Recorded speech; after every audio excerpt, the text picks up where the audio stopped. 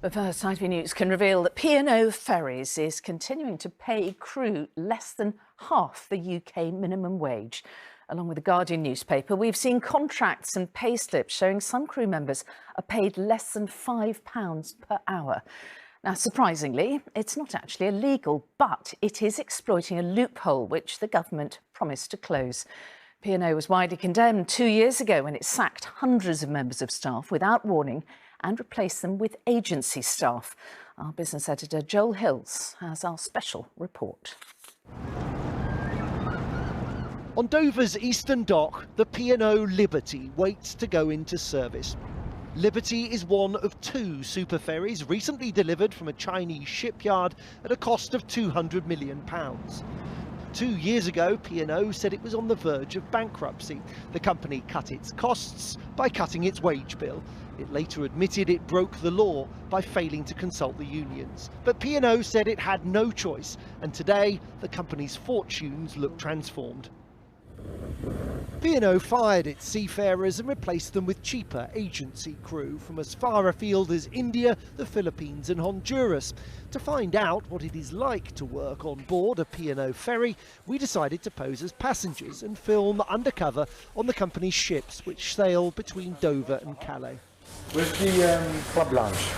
We spoke to workers on board and we obtained copies of recent payslips and contracts. The documents we examined show crew earned an average of £4.87 an hour.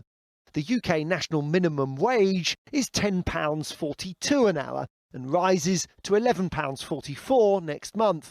The documents also show that P&O routinely expects some crew to work 12 hours a day, 7 days a week and up to 4 months at a time, without any days off and without leaving the ferry. Many crew told us they found the long hours exhausting. One compared working conditions on board to a jail. We're protecting the crew's identities and asked actors to voice their words. It's the mental stress. Same place, same people. You go crazy every day. It's sleep, work, that's it. Some crew told us the conditions were tough, but they valued the job. In my country, you cannot find a salary like this. It is impossible. You need to work. When you have a family, you need to work. If you look closely at the side of this P&O ferry, you will see it is registered in Limassol in Cyprus. This is how P&O exploits a gap in the law. Seafarers who work on foreign registered ships in international waters and who are employed by an agency outside the UK do not need to be paid the UK minimum wage. When P&O sacked its seafarers, there was outrage. The government condemned the company's behaviour and warned there would be consequences. Grant Shapps, who was then Transport Minister, accused P&O of acting like pirates of the high sea. He asked the Insolvency Service to investigate P&O's conduct as a matter of urgency. They will have to pay the minimum wage.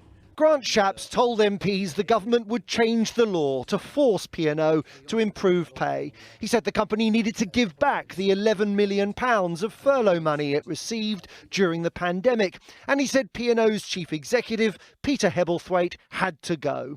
2 years on, and Mr Hebblethwaite is still in post, P&O still has the furlough money and the company hasn't faced any financial penalty. John Lansdowne is one of 786 people who were sacked. I was paid £15 an hour nearly as a sous chef, and the person that's replaced me is being paid less than £5 an hour. I mean, that is modern day slavery in anyone's language. These people are being exploited. It's disgusting. The Seafarers Wages Act became law last year, but the secondary legislation that is necessary to implement it has not yet been laid. And so P&O can continue to pay below the minimum wage with impunity. In Parliament we pass legislation all the time at speed and at pace, and if the government had the political will or was frankly interested in protecting these seafarers' wages and conditions at sea, they could have done it within a matter of months. 2 years on and we've seen no progress whatsoever. 2 years ago, P&O took a risk. The company knew that illegally sacking staff would be controversial, but it gambled that the shock and the anger would fade. Today, bookings are up, costs have been cut, and there are new ships on the water. P&O's gamble appears to have paid off.